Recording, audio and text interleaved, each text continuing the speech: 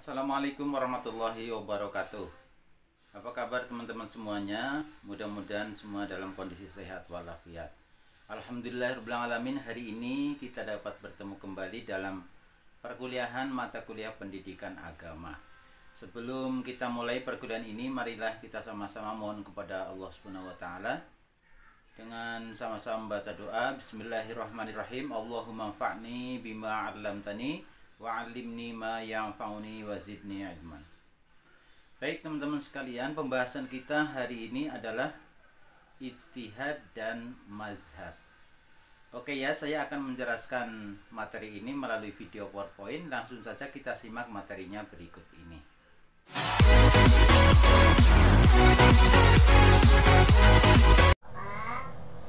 Oke ya, kita akan langsung bahas.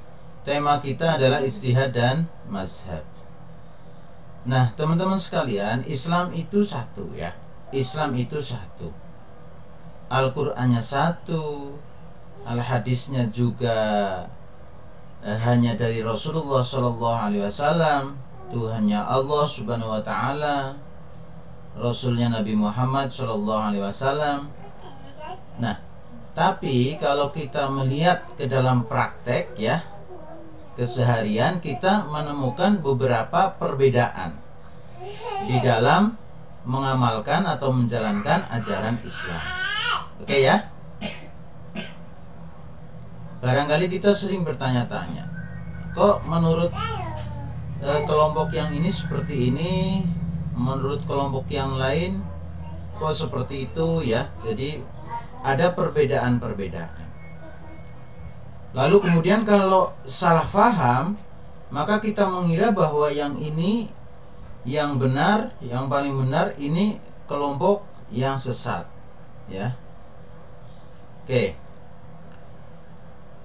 Ya, padahal memang di dalam Islam itu memungkinkan adanya beberapa perbedaan ya.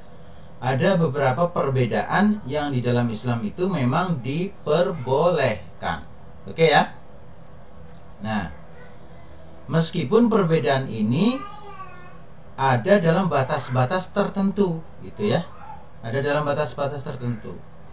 Kalau sampai ada aliran Islam kemudian yang mengaku punya kitab baru, Al-Qur'annya beda, ya kan? Kemudian nabinya berbeda, nah itu yang disebut aliran sesat ya.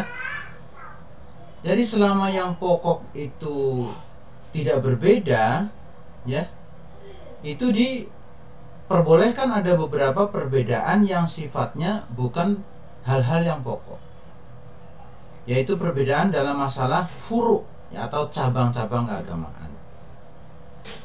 Oke ya, jelas ya teman-teman sekalian. Jadi di dalam Islam itu memang ada beberapa hal yang memungkinkan dan diperbolehkan berbeda.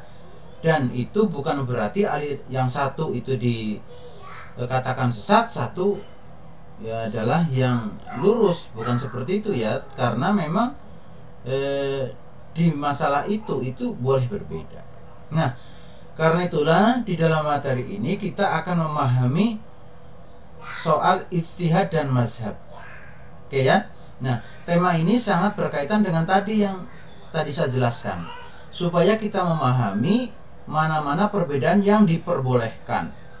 Oke ya, dan mana-mana yang tentu saja keluar dari Islam. Oke ya, jelas ya, itu ya yang akan kita ketahui, akan kita bahas. Urgensinya, kepentingannya adalah untuk memahami tadi yang saya jelaskan itu. Oke, langsung saja kita bahas. Kita akan mulai dari ijtihad.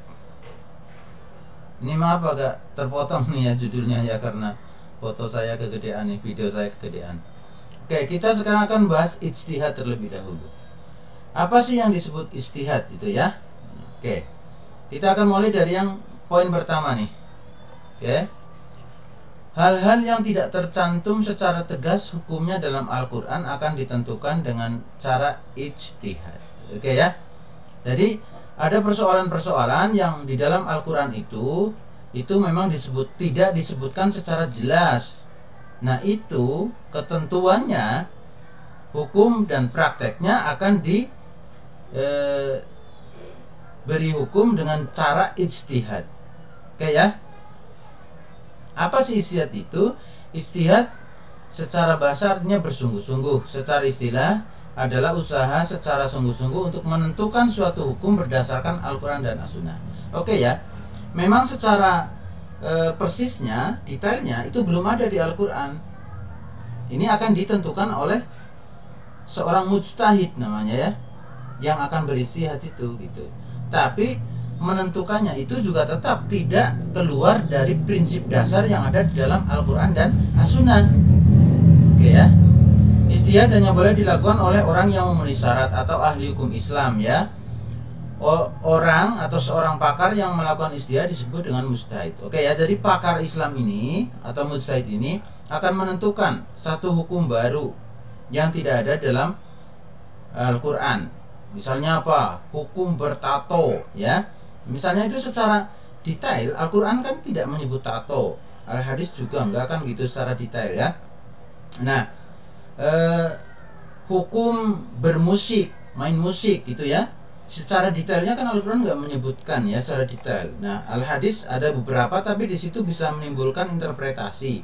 Nah, dalam posisi itulah kemudian ada seorang ahli ya, pakar Islam atau mujtahid yang akan menentukan hukumnya. Ini boleh enggak gitu ya.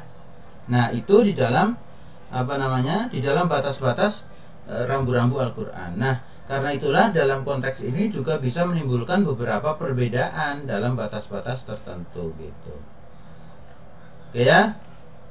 Nah, kecuali itu saya ingin menjelaskan di dalam memahami beberapa hadis dan Al-Quran itu para ulama juga satu sama lain, para pakar ini ya, bukan sembarang ulama tuh ya, itu juga terkadang menimbulkan beberapa perbedaan gitu ya. Bisa menimbulkan beberapa perbedaan. Termasuk kita tahu tuh kalau lebaran ya di negara kita ini terkadang juga berbeda kan antara Muhammadiyah dan NU ya kan. Tapi Al-Qur'annya satu, ya Rasulnya satu, Tuhannya Allah, itu tetap ya. Perbedaannya itu adalah perbedaan yang bukan pokok gitu ya. Itu nggak masalah gitu ya. Di dalam sholat juga demikian, ada beberapa yang berbeda tapi satu sama lain mempunyai pedoman hadis Al-Quran ya. Karena beda pilihan suka menimbulkan perbedaan. Nah, hal-hal yang semacam itu tidak apa-apa gitu. Nah, karena itulah, karena ada perbedaan di dalam memahami inilah, maka timbul perbedaan. Nah, karena itulah nanti di dalam pembahasan ini nanti ada imam-imam besar mujtahid ini ya. Mereka adalah para pakar yang coba memahami Al-Quran dan As-Sunnah secara komprehensif. Maka dia nanti menghasilkan suatu aliran gitu ya, menghasilkan suatu aliran yang diperbolehkan ya, bukan aliran sesat. Oke, kita lanjut.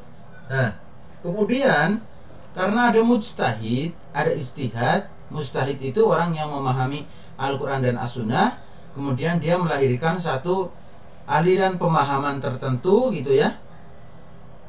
Misalnya nanti kita akan jelaskan ya, para imam itu, para imam mujtahid.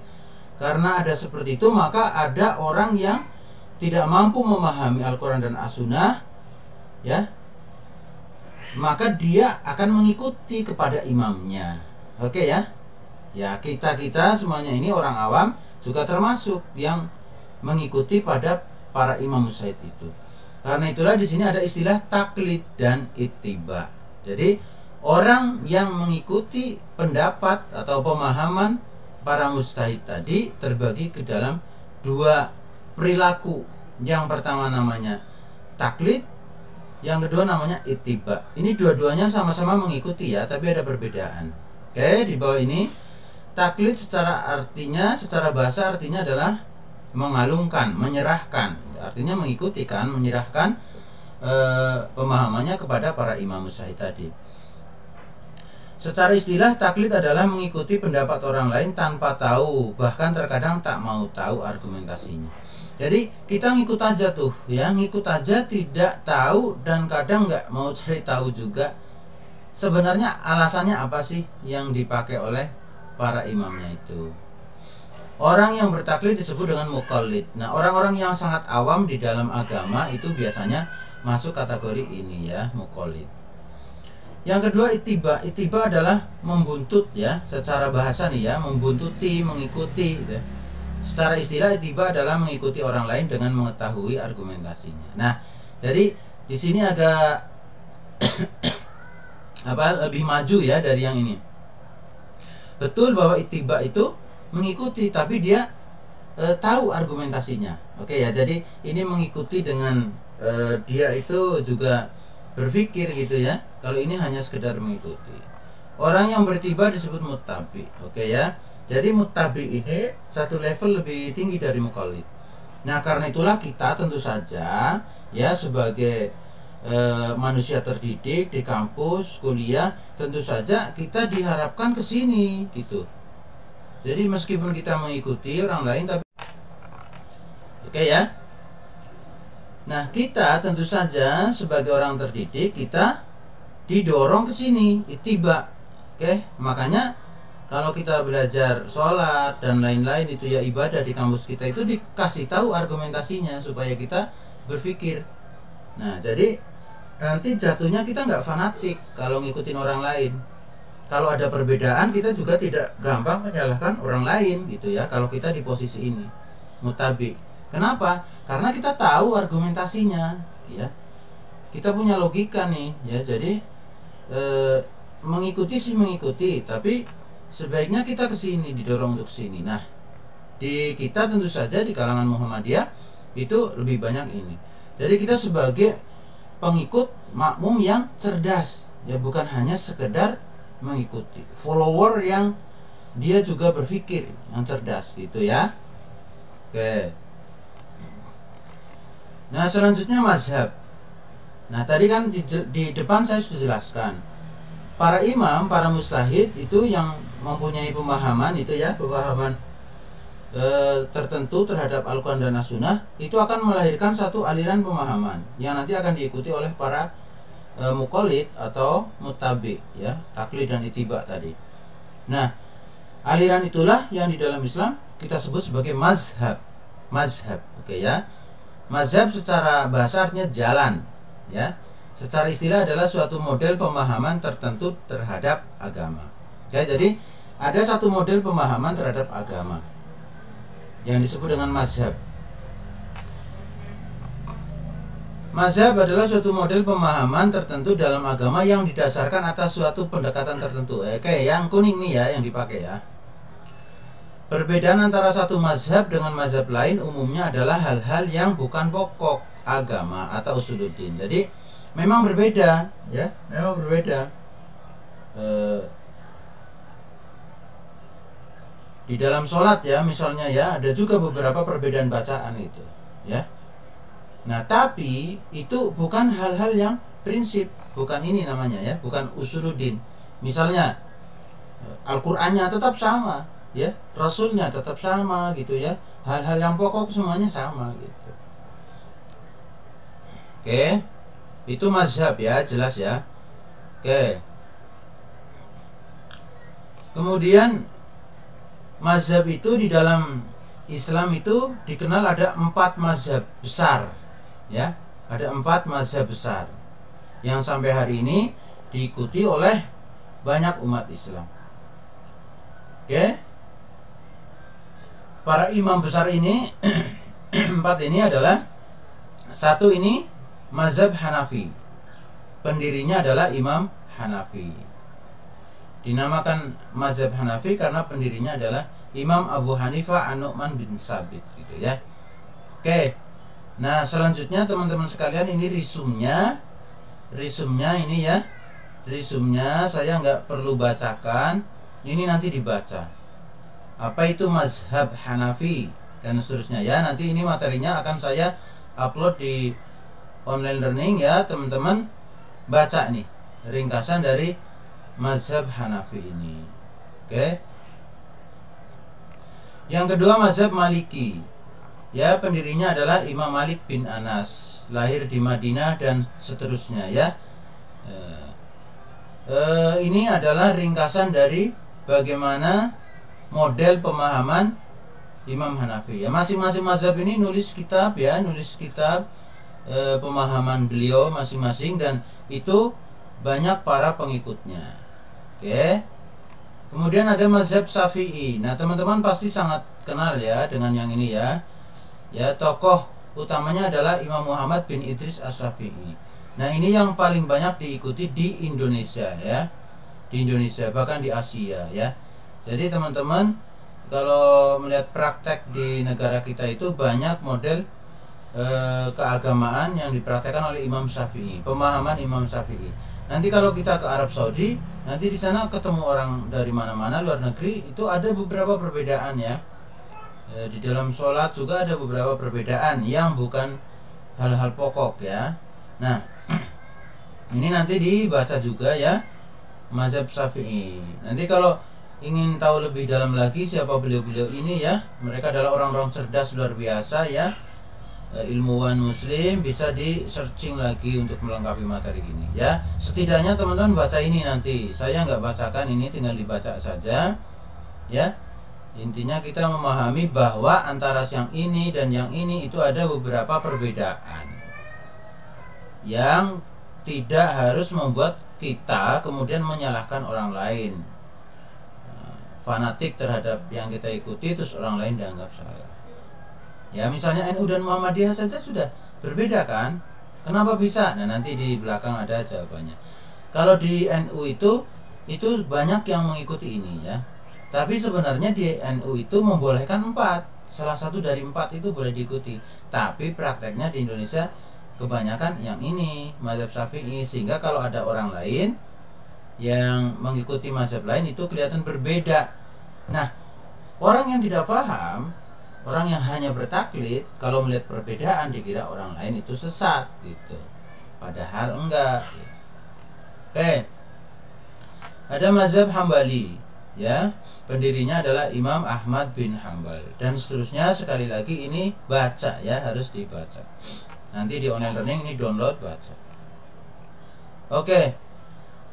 Nah, kalau NU ini sebagai tambahan, kalau NU karena organisasi gerakan Islam yang besar di Indonesia itu Muhammadiyah dan NU, saya menjelaskan dua. Kalau NU itu membolehkan salah satu dari 4. Jadi para pengikutnya itu, para jamaahnya itu memilih tuh yang 4 itu, memilih salah satu gitu. Kebanyakan di Indonesia itu yang Syafi'i. Nah, tapi ada yang namanya mazhab tarjih. Oke, nah ini, nah Muhammadiyah itu yang ini gitu. Nah, kok jadi 5? Sebenarnya nggak jadi 5 begini ya. Kalau di NU ini supaya mudah ya memahaminya ya. Jadi bukan saya mau membenturkan dua organisasi besar ini ya. Kalau di NU itu kan pilih satu tadi ya, Hanafi, Maliki, Syafi'i atau Hambali, pilih satu. Ada 4 itu pilih satu. Kalau di Muhammadiyah itu modelnya nggak gitu. Jadi nggak saklek pilih satu gitu, tapi bisa jadi campur satu dan yang lain.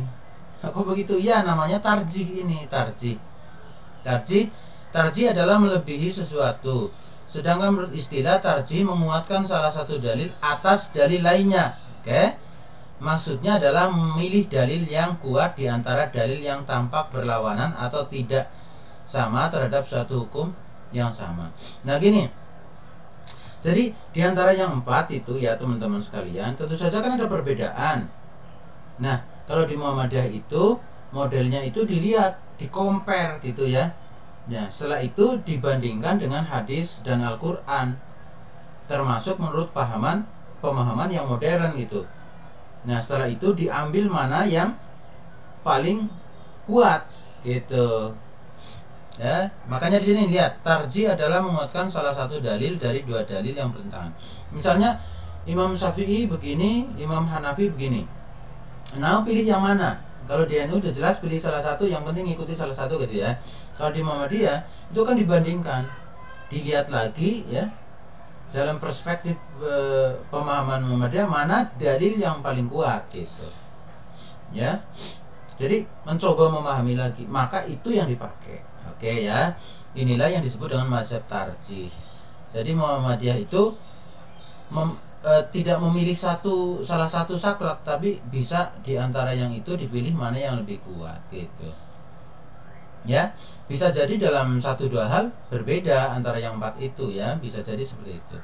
Oke ya, jadi mazhab tarjih itu bukannya mazhab baru didirikan sendiri ya, enggak, tapi kemudian dia adalah memilih-milih mana yang sekiranya lebih tepat seperti itu, sesuai dengan hadis Al-Quran dan hadis gitu. Lalu talfik bagaimana? Talfik adalah menyambung dua tepi yang berbeda. Ini nanti baca ya, saya ingin menjelaskan gini aja. Talfik itu milih salah satu campur-campur gitu ya. Mirip tarjih sebenarnya ya tadi ya, sudah paham tarjih ya. Tapi kalau talfik ini suka-suka karena pengen yang gampang-gampang. Oke gitu ya. Kalau tarjih itu kan nyari yang paling kuat. Nah, kalau tarjih tadi kan cari yang paling kuat ya, memilih mana yang kira-kira paling kuat, dan dalam beberapa hal mungkin yang paling relevan dengan dunia modern ya. Ya, hal-hal yang bukan ibadah akan dicocokkan dengan perkembangan zaman. Tapi kalau talfik nggak gitu. Talfik itu milih salah satu, tapi kemudian hanya pilihnya yang mudah-mudah saja. Nah, teman-teman sekalian, meskipun dalam beberapa hal itu tidak apa-apa ya, tapi dalam beberapa hal lain sikap talfik itu tidak baik ya, cenderung kadang-kadang membahayakan ya. Jadi tidak recommended ya, tidak recommended. Kalau mau tadi itu campur-campur tadi, yang pas adalah tarjih. Ini contohnya ya, seorang wudhu dengan tidak menggosok anggota wudhu. Menurut Imam Syafi'i wudhunya sah, sedangkan menurut Imam Malik tidak sah. Nah ya, itu ada beberapa hal memang yang boleh, nggak apa-apa ya. Jadi milih yang satu kemudian milih yang lain karena yang paling memudahkan dalam konteks tertentu boleh, tapi dalam konteks yang lain bisa-bisa kadang-kadang ada sesuatu yang berbahaya kayak ada yang suka keliru ya. Jadi ini catatan khusus ya, untuk talfik itu sebenarnya tidak bagus ya, kurang bagus, kecuali tadi dalam kondisi tertentu yang memang kita bisa memilih dengan bebas gitu ya. Jadi kita pilih salah satu mazhab seperti itu. Kalau enggak ya kita kemudian mengikuti metodenya Muhammadiyah itu, menggunakan tarjih, memilih mana yang paling kuat. Oke ya teman-teman sekalian, itu saja materi kita hari ini ya. Mudah-mudahan dapat dipahami dengan baik. Jangan lupa nanti materinya di-download di online learning dan dibaca kembali. Kalau belum paham, diputar lagi video ini. Oke ya, demikian tadi pembahasan kita tentang ijtihad dan mazhab. Mudah-mudahan dapat dipahami dengan baik. Marilah kita akhiri perkuliahan hari ini dengan sama-sama membaca doa kafaratul majlis. Subhanakallahumma wa bihamdika asyhadu an la ilaha illa anta astaghfiruka wa atubu ilaik. Walhamdulillahi rabbil alamin. Dan Allah yakum majma'in. Wassalamualaikum warahmatullahi wabarakatuh.